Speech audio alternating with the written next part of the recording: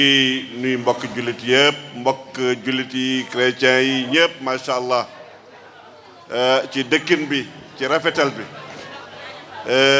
ñu buñ ñu woowee ci lu mel nii dañ ci am cawarte lool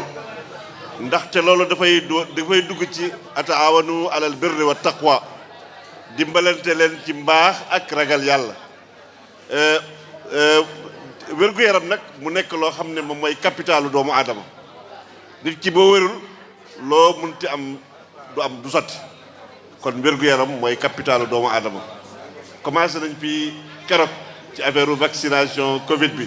waaye lii daf ko tollante te ñu tuddee ko ki nga xam ne ci ñun la bokk muy Alioune Mara nga xam ne muy suñu rakk boo xam ne bu yaru macha allah di liggéey lu rafet ci quartier bi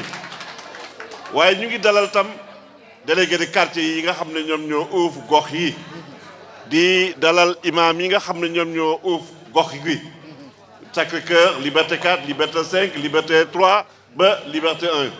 ñëpp ñu ngi leen di dalal ci béréb bi kon lii suñu mbégte la di ñaanal ki nga xam ne moom la ñu parrainé mbir mi muy Alioune Mara di ko ñaanal gudd fan ak wér ak réussite di ñaanal ki nga xam ne ñoom ñoo ko jàppale maanaam suba ba tey ñu ngi toog fii ngir Alioune Mara ngir suñu mbokk suñu rak kon di jàppale di notable ñëpp macha allah bàyyiwuñu kenn kon lii dañ ciy ñaan yàlla na yàlla defal ñu tawfiq ak réussite incha allah. bismillaahi mina seytaani rajim bismillaahi rahmaani rahim comme ni ngeen koy ubbee mbooloo mi maa ngi leen di gërëm di leen di sant yéen ñëpp di jox imam yi seen wàccuwaay délégué de quartier yi notable yi ak monsieur son excellence monsieur Aliou Mara di rafetlu sensibilisation bi ngeen di def concernant la Covid-19 li ma siy wax peut-être lu tuuti lay doon ma représenté l'ICP du poste de santé de Liberté 4 mu nekk un poste de santé de proximité boo xamante ne dafa ëmb askan bi yépp ak quartier bi yépp li ko dalee Mermoz Sacré-Cœur ak Liberté 4 ak la ca kaw di remercier di rafetlu teewaayu bàjjanu gox yi ak seen organisation man ne dañ ma yombalal mbir mi parce que man dama waroon def defi sensibilisation mais ndokk bi ngeen ko defee félicitations à vous mais quel qu'en soit l'engouement ak la joie ak le rassemblement qui nous unit aujourd'hui bu ñu xoolee ci tableau bi bu ñu dégloo s'il vous plaît banderole bi ci ginnaaw dañoo wax ma bantuwaat ko Aliou Mara accompagne les CRAPR dans la campagne de sensibilisation pour la Covid-19 may wax lenn ñàkku taxul nga bañ a feebar booy ñàkkoo ba pare da ngay respecter les mesures barrières données par le ministre de la santé et son équipe muy lan le port des masques maanaam nga sol sa masque foo nekk ngay raxas say loxo balaa ngay lekk boo jógee ci toilette yi boo jógee marché boo jógee ci mbedd bi ba ñibbisi ci biir kër gi boo demee ci structure sanitaire yi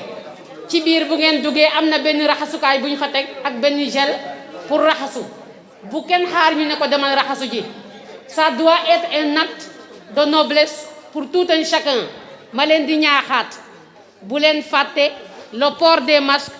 fu ngeen mënti ne soit ci baptême yi ci mariage yi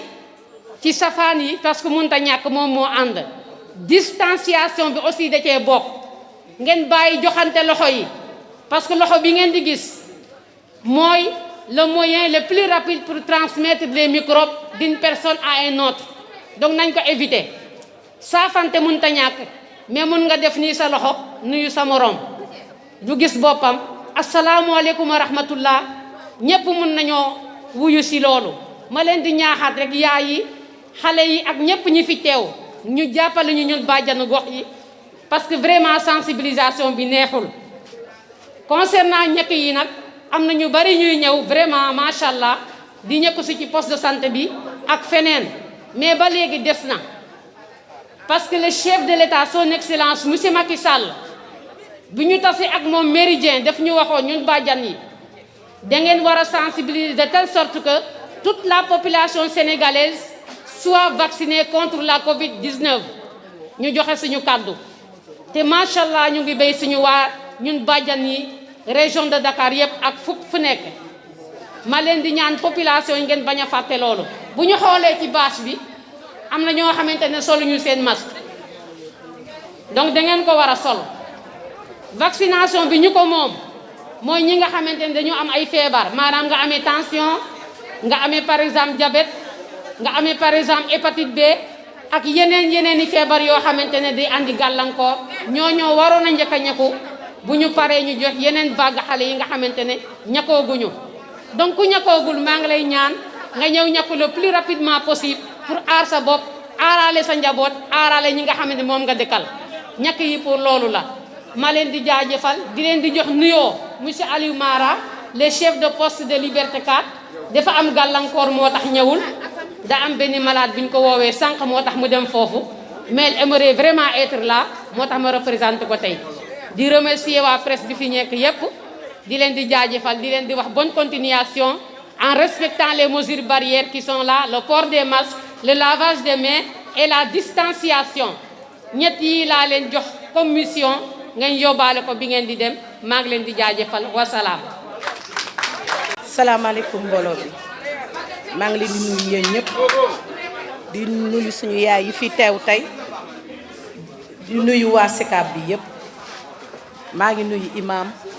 ak suñu papa yi toog ñoom ñëpp di leen sant di leen gërëm tey nag Mara lii yëpp yaa ko waral Mara ndax man nee naa woon sax yaram bi dafa neexul waaye nee naa tey su ma doon dugg ci kàmb sax dinaa ñëw ndax Mara baax nga yiw nga gore nga am nga diine boo gisee ma jàpp la rek sa melokaan moo tax te ñun lépp lu ñu def rek Mara ngi ci taxaw Mara am na loo xamante ne nee naa ma tey su ma doon dugg ci kàmb sax dinaa ñëw ndax Mara ndax tey ku nekk wàcc jiteel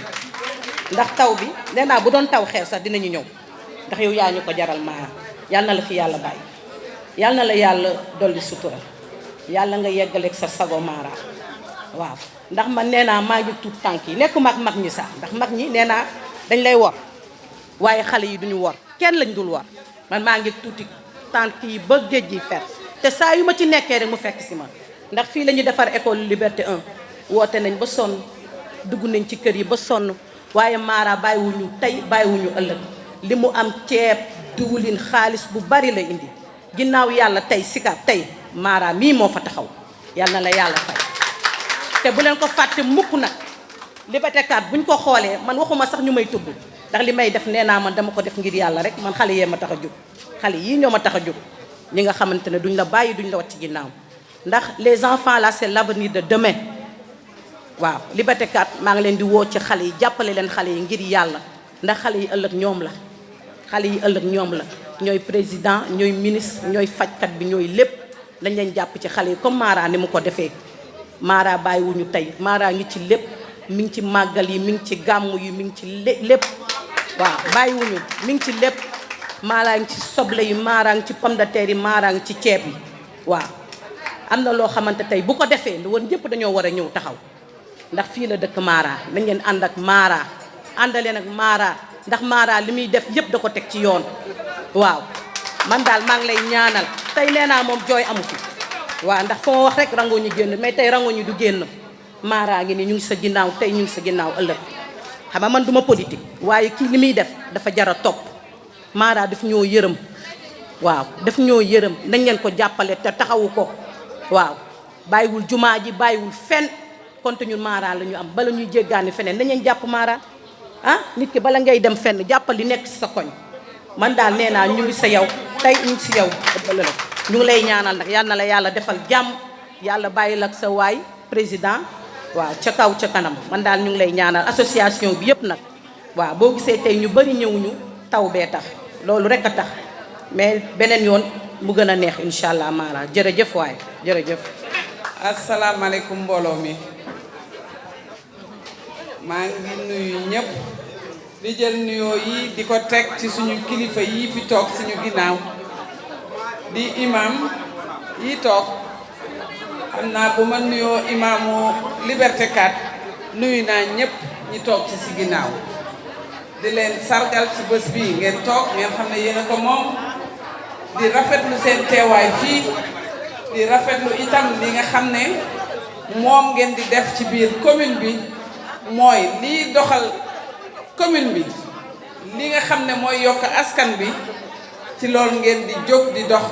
kon boog ñun buñ leen gisee suñu biir dañuy gën a sant yàlla dañuy gën a fier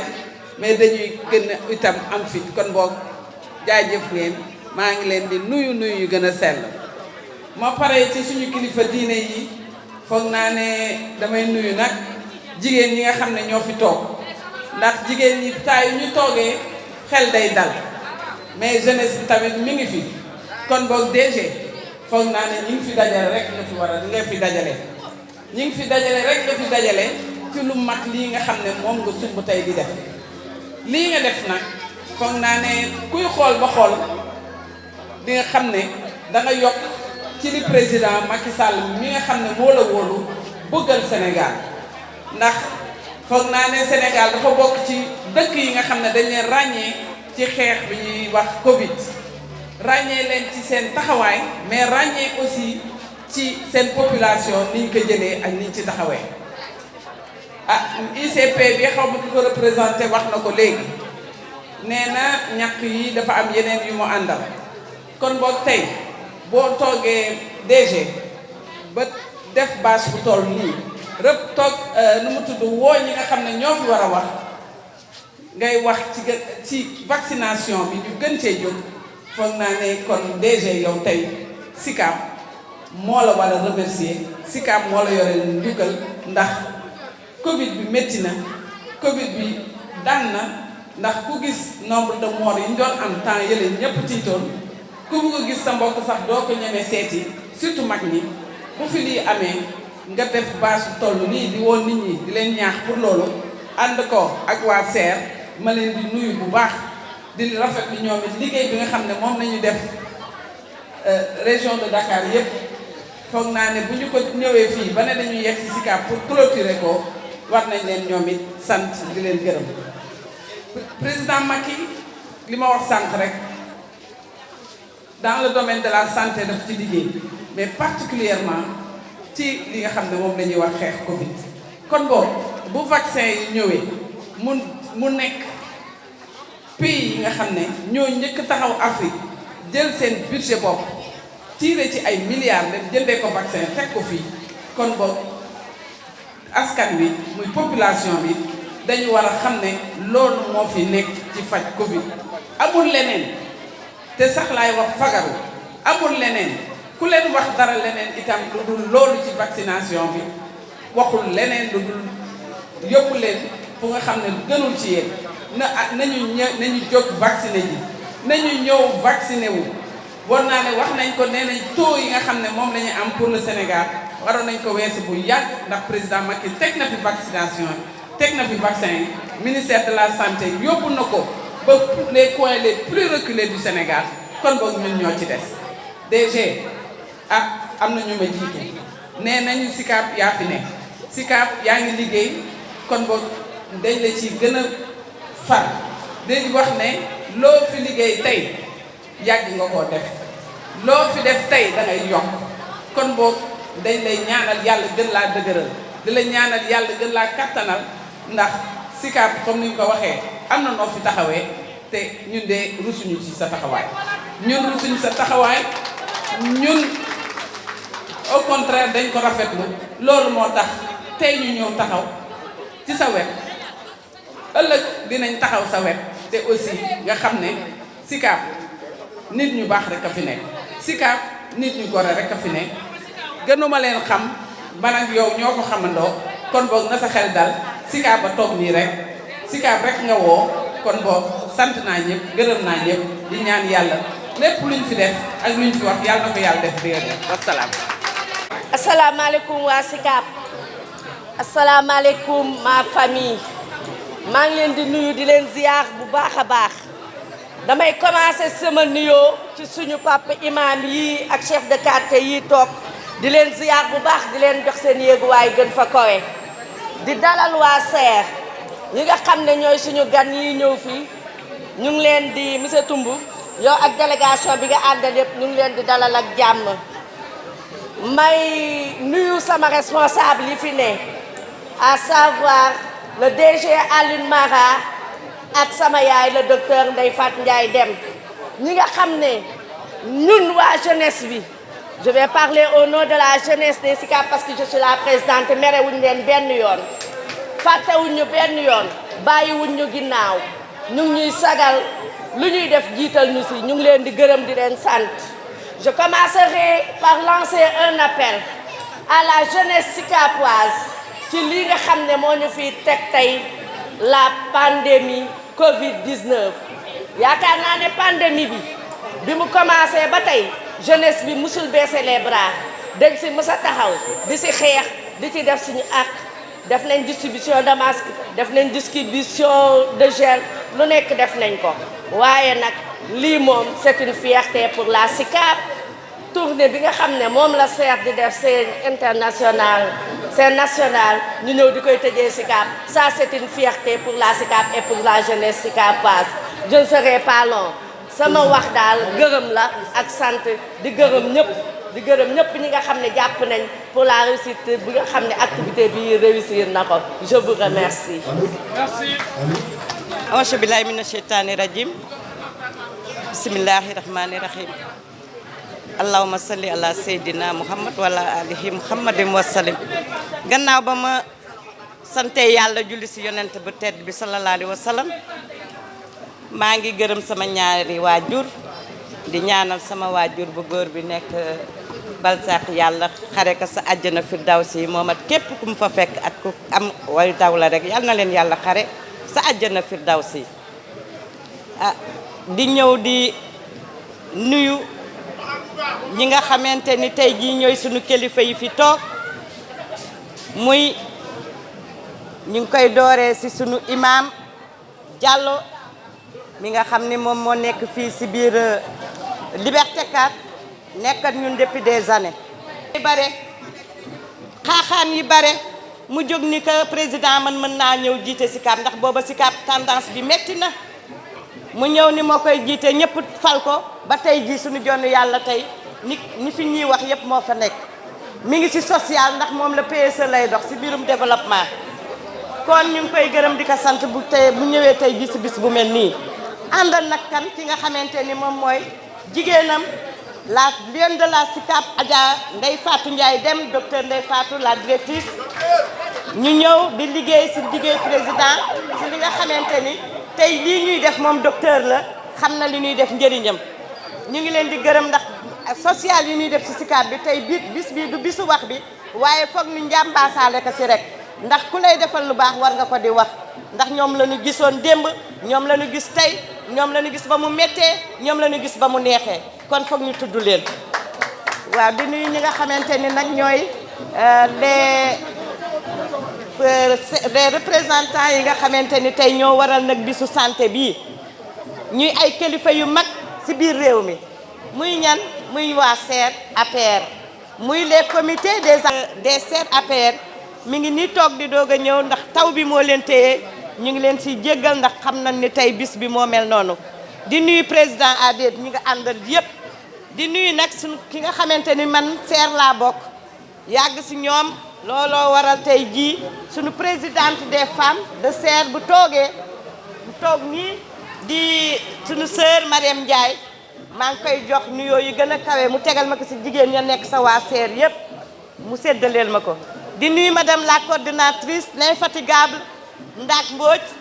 sama doom mi ngi nii nga xam ni SER bi tey jii moo ko dinañ leen ko indil ngeen daal di ñëw def seen première vaccin bu ko defee ñi nga xam ni deuxième bi la bu subaa ñoom bu fekkee fii la ñu kii woon vacciné woon seen carnet mi ngi fi ñu ñëw ci poste de santé bi wala Liberté 1 wala Liberté 2 ba 6 Baraka ñu dem ñàkku seen deuxième vaccination di leen wax nag ni ngeen moytu ndax vaccin bi ndax Covid bi nee nañu beneen vague mi ngi ñëw te vague boobu bu la fekkul nga ñàkku vraiment dina metti ndax bu ngeen fàttalikoo ba mbas di mës di am ci àddina ba léegi ñàkku moo fii dindi mbas yooyu yi ñuy wax ci réseaux sociaux yëpp boo gisee guerre de li nga xamante ni moom mooy laboratoire kese la ba tax na bu leen leen déglu dem leen ngeen ñàkku ngeen aar seen bopp aar seen njaboot maa ngi gërëm ñëpp nag di sant ñëpp di nuyu jeunesse de la SICAP Liberté la jeunesse féminine la jeunesse masculine maa ngi leen di nuyu waa Baraka seen mobilisation rafet na gërëm naa leen sant naa la yal na leen yàlla gërëm di gërëm nag ñi nga xamante ni ba nu toppee Aliou Mara ba léegi bàyyiwuñu patrimoine bati mu metti ñu ñëwaat àndal moom yal na leen yàlla fay maa ngi wax ci turu comité d'entreprise républicain muy CRAPR ñuy nuyu kilifa diine yu fi nekk yi di nuyu kilifa aada yi waaye di nuyu bépp responsable politique bi nga xam ne ni fii ci commune Sicap Liberté ñuy beral nuyoo nag ak gërëm ak sant kii di suñu mbokk di suñu xarit di suñu collaborateur muy le directeur général Aliou Mara dama bëgg nag su leen ma ko mayee rek yéen ñëpp ngeen jox taxaw tàccul ma DG Aliou Mara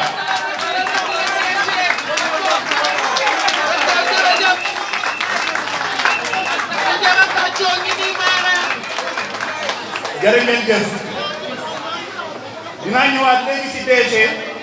waaye da ngeen may rek ma jàllale benn message bi nga xam ne bokk na ci lu tax président de la république Macky Sall sant ñu liggéey bi ñu liggéey muy campagne de vaccination bi ku nekk xam ngeen ni feebar bii di Covid di mbas mi doon na li nga xam ni lu fiy jëlee rek moom mooy vaccination président de la république Macky Sall bu mu xamee ni loolu moo fiy jëlee mu am ci yitte trop am ci farlu bi nga xam ni moo ko permettre mu bokk ci premier chef d'état africain yu dem jëli vaccination bi ay vaccin yi dëkk fii ci Sénégal ñu ne itam ñii comité d'entreprise républicain nekk ay nit yi nga xam ni nekk kuréel bi nga xam ni lépp lu président Macky Sall dugg ñu dugg ci ñun ñoo yëglu ni que président ñun de bëgg nañu ñun waa comité d'entreprise républicain ñu jàppale la ci wàllu sensibilisation ci liy jëm ci vaccination yi buñ ko waxee moom président Macky Sall mu dégg ñu encouragé ñu waaye itam jox na jumtukaay ak ndigal yu ñu permettre ñuy dérouler boobu ba léegi suñu campagne de vaccination un peu partout dans Dakar et environ tàmbali nañ ko dans le département de Guédiawaye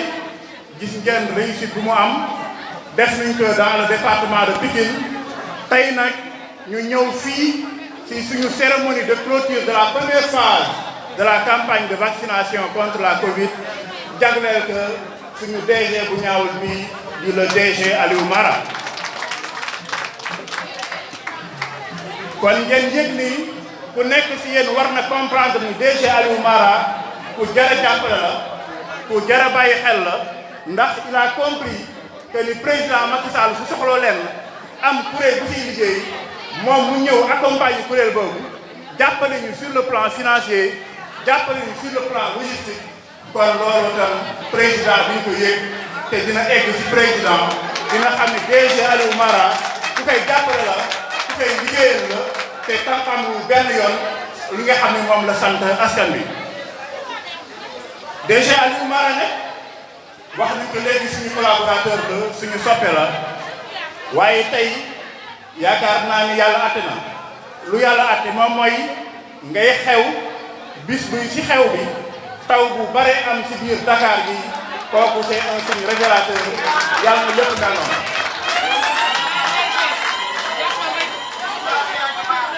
kon ngeen waa commune de Sicap Liberté war ngeen xam ni lu ñuy faral di wax ci olof moo ci nekk mooy cin su naree neex su baxee xeeñ te cin bii baax na ndax taw bi sotteeku na ci biir Dakar ak Sénégal yëpp nag kon gàcce galaama DG Aliou Mara maa ngi réaffirmer encore une fois ci turu CRAPR yëpp te ni CRAPR nuyee nañu partenariat ak yow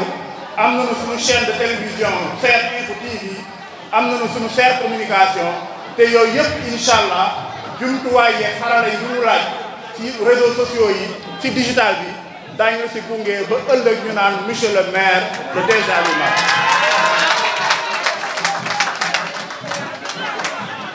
kon DG ñu ngi lay gërëm di la sant encore une fois ci mobilisation bu am solo bi ngeen def waaye nag ñuy beral nuyoo ak ziar suñu membre muy soxna Fanta Faye ma bëgg ngeen tàccul ma ko bu baax a baax a baax a baax suñu nuyoo gërëm Fanta Faye rek jàppaleen ni gërëm nañu nuyu waa Sicap yëpp ak képp ki nga xam ni ànd na tey ak DG Aliou Mara ci activité bi ñuy gërëm nag di sant ñi nga xam ni ñoo ànd di liggéey boobu ba léegi ci comité d'entreprise républicain muy suñuy góor muy suñuy jigéen muy suñuy jeunesse ñooñu nag duñ si seppi rek benn tour muy le président Adi Sall mi nga xam ni il est empêché waaye dafa waroon ñëw teew fii gunge DG Aliou Mara ak ses collaborateurs ci activité bi kon Adi Sall mi ngi lay gërëm DG mi ngi lay féliciter mi ngi lay encourager te encore une fois mi ngi joxe engagement am ak engagement waa SAER suñu jàppale la yow DG ci bépp entreprise ci bépp activité ak ci sa initiative bi nga xam ne tey jël nga ko ëllëg incha allah daañu dégg au soir du 23 janvier 2022 ñooñu le maire Aliou Mara loolu am ñu ci yaqin ndax taw tey bi wan nañu ko te incha allah lu si kanam mooy dax ñu ngi gërëm ñëpp nag di sant ñëpp bañ a guddal rek ndax itam xaw na naaj te naaj ñu ba pare sax ñu ngi gërëm ñëpp di sant ñëpp di ziar ñëpp jërë ngeen jëf.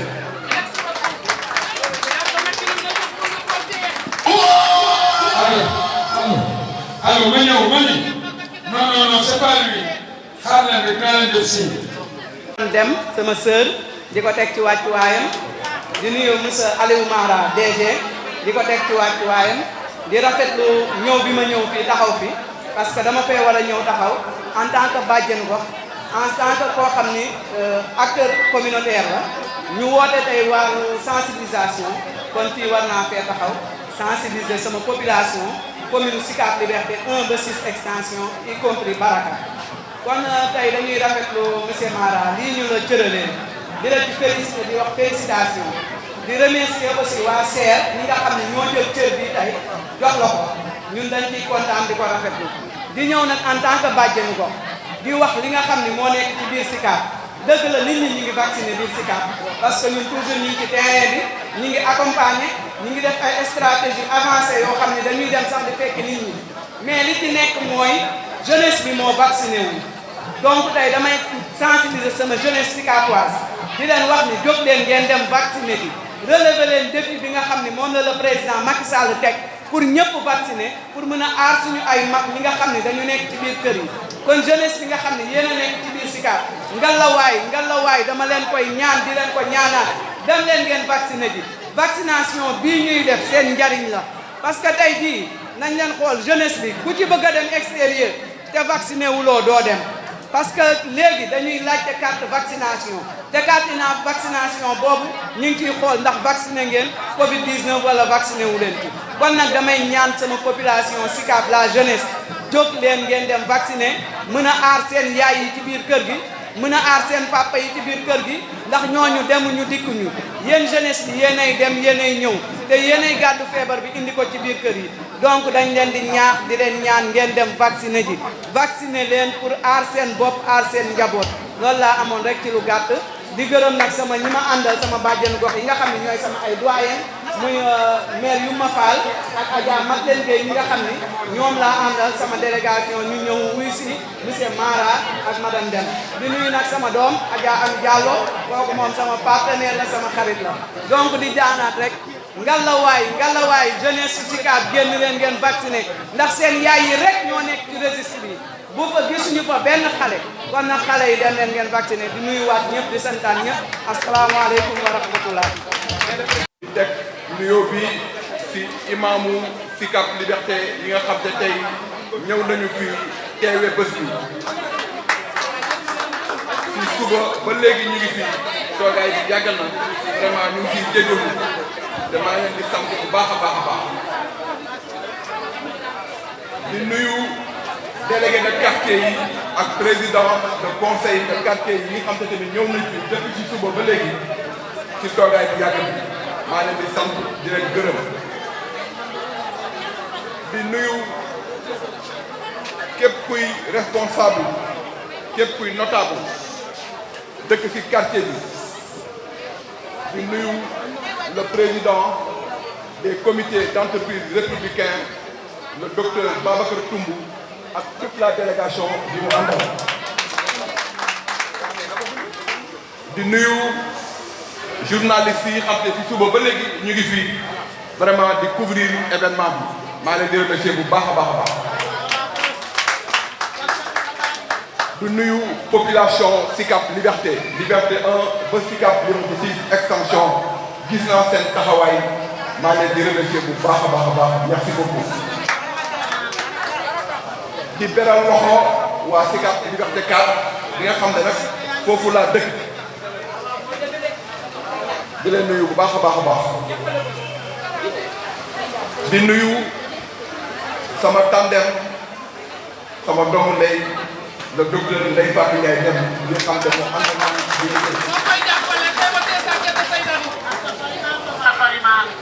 di nuyu sama partenaire yi ma nekkal APR mooy jigéen yu rafet yi ngeen gis nii ñu jàkkaarloog man mënu ma lim seen tur mais su ma limee juum gis naa seen taxawaay gis naa seen liggéey bu rafet bi comité d'organisation bi di nuyu vraiment képp ku fi teew gis naa yéen ñëpp seen taxawaay di nuyu bàjjenu gox ak bàjjenu gox yi ñëw yëpp ñoom ñëpp vraiment gis naa seen liggéey rafet na di nuyu sama goro yi nga xam te dañoo jóge Thiès ba fii pour ñëw fekkee bés bi sama ay goro yu baax nag sama ay goro yu baax laa ñoo ñëw jóge ba Thiès def waaw di nuyu sama jabar parce que sama jabar dafa baax daf ma bëgg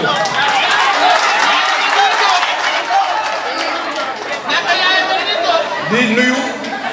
sama sœur yi suñu waa kër sama ñoom sœur sama ñoom frère sama goro yi ak vraiment sama jarbaat yi ñoom ñëpp teew nañu di nuyu nag particulièrement la jeunesse des Sicap Liberté xam te ñoom ñoo ma jëli sama kër ba fii ànd ak man en convoi ma leen di remercier bu baax a baax a baax def naa nuyu naa ñëpp ñoom Omar nii mon frère de parti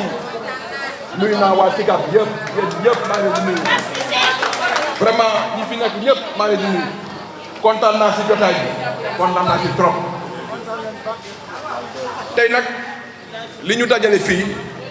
mooy waxtaan sur la sensibilisation si mbas mi xam te moo am lëmbale dëkk bi ñu koy wax Covid-19 yéen gis ngeen Covid-19 ni mu fi commencé ba léegi daaw ba léegi mi ngi fii te am na plus de 1000 et quelques morts au Sénégal mais tamit yàlla musal nañu yàlla taxaw nañu ñun Sénégal ba nga xam te on est parvenu à maîtriser la maladie tant bien que mal mais def nañ ci jéego bu rafet ba nga xam te Sénégal au niveau mondial on l'a classé par benn institut ne Sénégal moo jël 2e au niveau mondial nga xam te liggéey nañu liggéey bu mag ci Covid-19 te kooku c'est avec la clairvoyance et la perspicacité de notre président le président Macky Sall xam te dafa jox moyen médecins yi jox moyen hôpitaux yi ñu liggéey ci yéen ñëpp gis ngeen ko on fait partie des premiers pays d'Afrique yi nga xam ne fii la vaccin bi yegg si ñuy commencé di vacciner nit ñi dafa am solo moo tax ñuy ñaax nit ñi ne dem leen ngeen vacciné wu li ñu leen di wax naan vaccin bi lii vaccin bi lëlee yooyu taxawul feebar bu mu mësee am àdduna ba léegi pandémie bu mu mësee am vaccin moo koy fekk depuis ay choléra ay rougeole fièvre jaune yooyu yëpp vaccin moo koy fekk léegi nag science bi dafa toll koo xam ne dafa avancé avec l'informatique comme outil de travail découverte yi day gaaw moo tax am na ñoo xam ne bu ñu gisee ñu découvrir rapidement en un laps de temps vaccin bi daf leen di jàppal dama bëgg comme que loolu moo ñu fi indi tey dama bëgg ngeen vacciné wu da ngeen wax képp koo leen xam seen mbokk yi seen xarit yi ne dose yaa ngi ci poste de santé yi ci centre de santé yi ñu vacciné wu parce que boo vacciné wu parce que ñun boo nekkee jeune feebar bi mën na la dugg mais du la daane mais le problème mooy nag bu la duggee mën nga dem seen kër sa yaay mag la yow ni nga dëgëree moom dëgërul noonu sa papa mag la wala sa maam yow nga walla ko par moom mën na fa jógee xam nga yàlla jël bakkanam moo tax ngeen war a fagaru il faut te fagaru boobu mooy ñu vacciné vraiment maa ngi leen di ñaax ñu vacciné wu di remercier encore waa comité d'entreprise républicain bi xam ne docteur Toumb moo ko jiite ñu ñëw ci sensibilisation bu loolu weesoo man képp ku ma xam Sicap Liberté 4 lañ ma gën a xam mais tamit ci politique lañ ma gën a ràññee parce que politique dama ci dugg bi ma commencé politique c'est en 1991 laa commencé politique fii avec le président Ablaye Wade en 1996 bi ñuy teg l'acte 2 de la décentralisation l'acte 2 waxuma acte 3 de acte 2 en 1996 j'ai dirigé la liste du Parti démocratique sénégalais fii dans la commune de Sicap Liberté ma nekk tête de liste proportionnelle madame Seynabou Ka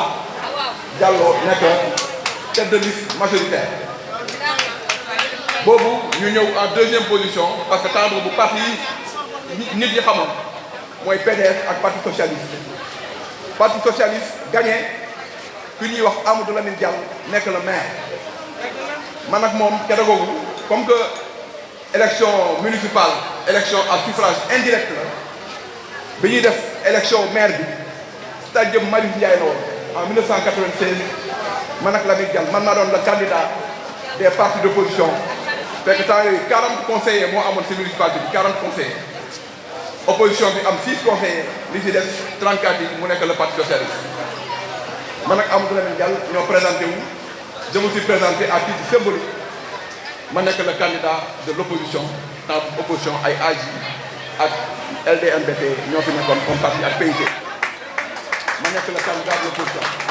et ça c'était en 1996 ma première participation à une élection municipale en tant que tête de liste adduna di dox ba daaw ma nekkaat encore à l'APR parce que le président Macky Sall ñoo nekkoon PDS ensemble ñëwandoo APR ma ñëw fekk ci ko à l'APR alors bi may ñëw APR ñëwuma au tout début nag de l'APR ça il faut le reconnaître parce que le tout début de l'APR am na ñu fi nekkoon genre ñu Omar bi ak yooyu xam te c'est les membres fondateurs dans les Sicap Liberté mais ma ñëw fekk ci la élection daal yi nag bi ñu demee en élection municipale man maa dirigé liste APR maanaam Benno Bokk Yaakaar lañ demee man ak le docteur Anta Sarr Diakou ma nekk tête de liste majoritaire docteur Anta Sarr Diakou nekk tête de liste proportionnelle ñoom Ndeye Fatou Ndiaye dem docteur Ndeye Fatou Ndiaye dem ak ñeneen ñëpp nekk ci liste bi ñu dirigé ko def ci campagne bu rafet jeunes yi nekk fii ñu ñëpp campagne bu jaar yoon amul xeex amul xuloo tout s'est très bien passé mais yàlla nag mooy dogal yàlla def taxawu Ndakaaru ñëw en première position le maire Santy Sène Agne est devenu maire de Sicap Liberté man ma ñëw en deuxième position derrière lui avec mon équipe mais mu xam ne que je suis venu j'ai été un adversaire perspicace man nag dama bëgg waa Sicap xam man Sicap Liberté laa juddoo à la Sicap Liberté 1 Sicap la màggee Sicap la xam Sicap la miin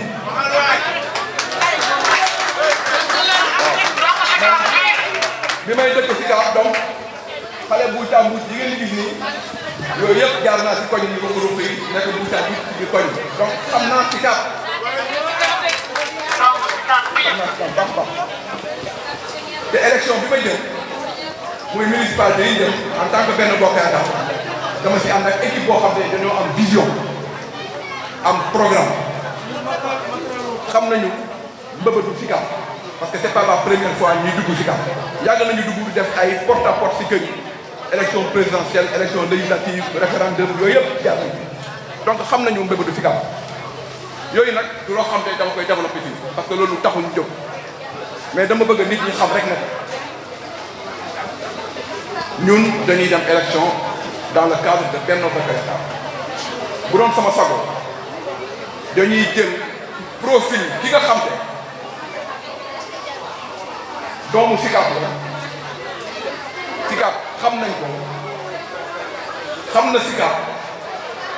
bëgg na Sicap am na yërmande si waa Sicap xam na mbëggetu Sicap jeune Sicap yi xam nañ ko te buñ ko joxee ay moyens dina faj soxla Sicap mais nag soxla Sicap buñ koy faj du moom rek moo koy faj day ànd ak waa Sicap poser problème bi résoudre problème bi parce que loolu la ñuy wax intelligence économique territoriale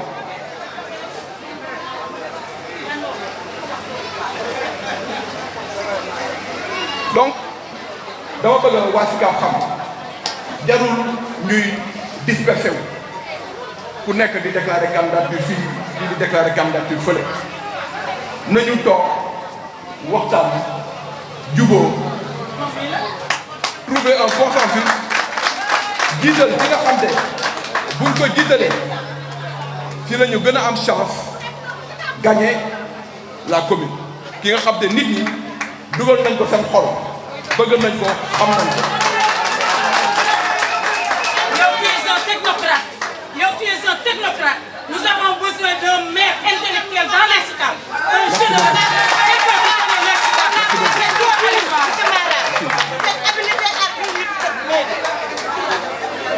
alors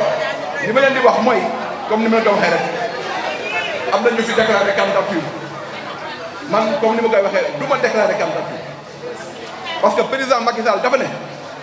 nañu ànd Benno Bokk Yaakaar nañu nekk Benno Bokk Yaakaar ñu waxtaan jubóo génnee le candidat mais nag dama naan je suis le candidat légitime et historique.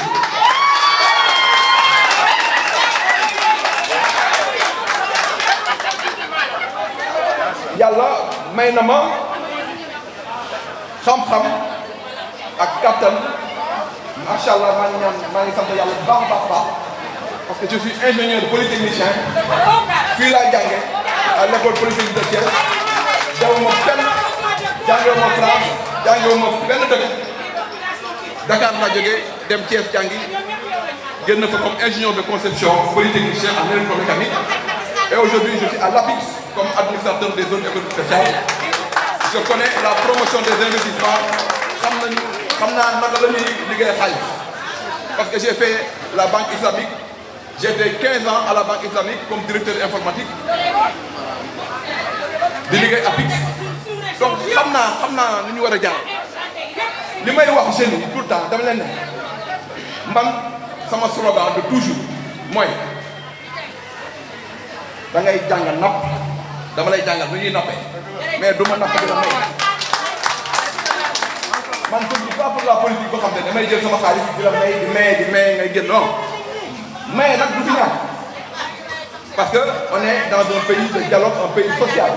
il faut ñuy jàppalante mais nag ku lay may toujours jàppale wu la man su ma lay jàppale dama lay won buntu koy jaaree ñu encadré leen fexe ba nga am foo téye xam te nga gis Aliou Mara ak bañ ko gis da ngay demal sa bopp loolu la xam moo tax ma ne les jeunes de Sicap Liberté les femmes de Sicap Liberté la population de Sicap Liberté je suis déterminé à prendre les choses en main pour ñu soxal suñu Sicap am na détermination yàgg ngeen ma gis ci terrain bi. vraiment waaw na gars yi fair play. mënoon naa li ma yàlla may mënoon naa bañ def politique en toute honnêteté en toute humilité mënoon naa bañ def politique mais dama dëkk ci gox bi dëkk ak nit ñoo xam ne doole yi yemuñu il faut ñu jàppalante ma gis sama jeunesse gis sama ay doom gis sama ay rak gis sama ay jarbaar affaire yi dëgër ma ne il faut ma wàcc sur le terrain jàppale. Parce que la définition de la politique, c'est l'art de gérer la cité. Moi, je ne croise pas les bras, je me mets avec la population. Nous voyons, nous savons, sur le terrain. Même si on est à mon auto, nous sommes quelque part, nous sommes à mon auto, nous sommes terrain, nous sommes sur le terrain. Moi, je le sais. En tout cas, moi je suis là, je suis à votre disposition. Maintenant que Yalla mooy tànn le dernier mot revient à Dieu Yalla mooy tànn dama teg lépp ci loxo Yàlla bu Yàlla tànn rek ñu xam ne kooku la. Asalaamaaleykum wa rahmatulah wa barakatuh. La même commune de Sicap Liberté. Est-ce que vous pouvez nous parler un peu de cette campagne de vaccination, de sensibilisation de vaccins et de Covid-19 que vous avez organisé aujourd'hui? Alors aujourd'hui, j'ai organisé avec les comités d'entreprise républicains cette campagne de sensibilisation ici dans la commune de Sicap et qui coïncide aussi avec la clôture de la caravane qu'avait organisé les comités d'entreprise républicains dirigés par le docteur Babacar Toumou qui est derrière moi. Alors ce comité a fait une tournée dans tout le Sénégal et vient de clôturer la tournée dans la commune de Sicap Liberté. Alors, nous avons eu donc l'honneur de recevoir les comités d'entreprise républicains à la clôture de leur tournée ici dans notre commune. Alors, vous avez vu que le Sénégal n'est pas épargné, comme tous les pays, face à cette pandémie de Covid-19. Cause pour laquelle nous avons organisé aujourd'hui cette tournée pour sensibiliser la population à prendre, à respecter les mesures barrières, à porter les masques, à se laver les mains, à se mettre les gels. Et vous avez vu, l'IPC du poste de santé de Liberté 4 a fait un discours de haute portée pour sensibiliser la population. Et tous les orateurs qui sont passés devant le micro ont réitéré donc, ces mesures de protection, de conservation donc, devant la Covid. Est-ce que dans votre commune, vous avez déjà reçu les doses? Alors, dans notre commune, on a déjà reçu les doses et on a commencé à se vacciner depuis longtemps. Alors, et les vaccinations se passent au niveau du centre de santé Mamoudou Diop, qui se trouve à la Sicap Liberté 6 Extension. On a commencé. Quelles sont les cibles pour ces vaccins? Les cibles? Alors, les cibles, c'est tout le monde. Mais on privilégie d'abord les personnes âgées et les personnes qui véhiculent une comorbidité. D'accord. Un peu, nous avons dit que programme de sensibilisation alors, le programme de vaccination que nous avons organisé ici, nous avons organisé à concours comité d'entreprise républicain bu APR bi nga xam te le docteur Babacar Toumou bi nekk sama wet nii moo ko dirigé ñoom nag dañoo commencé benn tournée bu rëy dañoo def tournée bu rëy biir Sénégal barki démb rek ñu ngi woon Pikine avec le maire Timbo dem Guédiawaye avec le maire Aliou Sall ñu ñëw nag di ko clôturer fii si biir commune de Sicap mu nekk honneur bu mag pour ñun ñuy clôturer tournée bu rëy noonu ñun ñu ñëw recevoir leen fii moom ak délégation ma ànd fii ak sama ay responsable au niveau de Benno Bokk Yaakaar ñi fiy jàpp ñi nga xam te ñoo fi taxawal le président Macky Sall léegi nag tey ñu def sensibilisation boo xam te dañuy ñaax nit ñi pour ne bien que feebar bi mi ngi wàññeeku mais nañu fagaru toujours nañuy sol masque yi nañuy diwoo gel yi nañuy raxasu loxo yi tey la ñu war a gën a téye gën a protéger wu contre la maladie parce que comme que ñu ngi koy xeex maladie baa ngi reculer waruñu wàcc bàyyi loxo yi nañ ko gën a xeex gën a respecter mesures barrières yi loolu nag moo taxoon tey journée tey bi ñu ñëw di waxtaan ak ñoom sur ça. mais tey jii commune bi est-ce que jot nañ li nga xam ne moom mooy si njëkk yi ak ci xayma bi nga xam ne mën nañ ko def ci boobu les doses. waaw commune bi jot nañu bu yàgg bi Sénégal commencé di vacciner ñun la ñu jox suñu ay doses ba nga xam te ñu ngi vacciné woo au niveau du centre de santé bu Liberté 6 ak poste de santé bi nekk Liberté 2 nit ñaa ngi vacciné woo foofu te ñu ngi vacciné bu baax mais nag ba léegi des na parce que dafa am publicité boo xam dafa jaaroon yéen ñëpp xam ngeen ko di wax nit ñi vaccin yi wóorul ak yi wóorul mais nit ñi nañ xam ne feebar fu mu am mbas fu mu am ci àdduna muy fièvre jaune muy rougeole muy choléra yooyu yëpp vaccin moo koy dindi du leneen nañu nit ñi dem ñaxu ji ñaxu bi mettiwul vraiment te vaccin yaa ngi fi y a 16 000 doses qui sont ici au Sénégal yoo xam te gars yi ba léegi jëriñëwuñ ko nañ ko jëriñoo am na sax benn jour ba président xaw a mer naan gars yi bu ñu ñaxuwulee day jël affaire dem mbéy ko xam naa xolam moo tàngoon rek mais na nit ñi dem ñaxu parce que boo ñaxoo tey boo demee tey di voyager y a ci dans le monde doo dugg bu amulee vacciné wu donc vaccin bi c'est important na nit ñi vacciné wu comme ça ñu mën a conserver suñu bopp protéger suñu bopp protéger suñu ay waajur parce que ñun en tant que jeune feebar bi mën nañu dugg fekk duñu daaneel mais boo ko amee dem seen kër sa yaay wala sa papa wala sa maam koo xam te yow ni nga dëgëree moom dëgërewul noonu boo ko wàllee loolu feebar bi mën na jël bakkanam moo tax c'est important il faut ñu fagaru moo tax tey daal ñu ne woon dañuy ñëwaat encore ñaaxaat population bi wax leen na ngeen respecter les mesures barrières di sol masque yi di diwoo gel yi di respecter la distance yooyu yëpp quoi c'est très important bu ñu bàyyi suñu loxo nañu ko ne feebar bi ñu ngi koy xeex ba reculer na ba tey ñu ne Sénégal mooy 2e dans le monde ci ni mu xeexee feebar bi kon nag nañu ko ne xeex bi bu ñu bàyyi suñu loxo. mais tey jii nag ci seen commune bi lan mooy cible yan ñooy cible yi nga xamante moom ngeen di njëkk a xool pour mën a amee les vaccins. alors cible bi mooy mag ñi d'abord ñi nga xam te dañoo mag xam te feebar bu leen duggee rek mën na leen daan léegi ak ñi nga xam te dañoo yor ay jàngoro comme ay diabète ay tension ak yooyu ñooñu pratiquement ñëpp ñaxu nañu pratiquement ñi ci gën a bari léegi ñi ci def mooy ñeneen ñi maanaam jeunes yi ak yooyu moo tax ñuy wax jeunes yi nañu dem ñaxu ji na ñëpp dem ñaxu ji ci bi daal c'est tout le monde te ñun tamit ñu ngi leen di remercier bu baax a baax ni ngeen ñëwee couvrir événement bi kontaan nañu trop yéen yàlla na leen yàlla fay. D'accord, merci beaucoup. Merci beaucoup.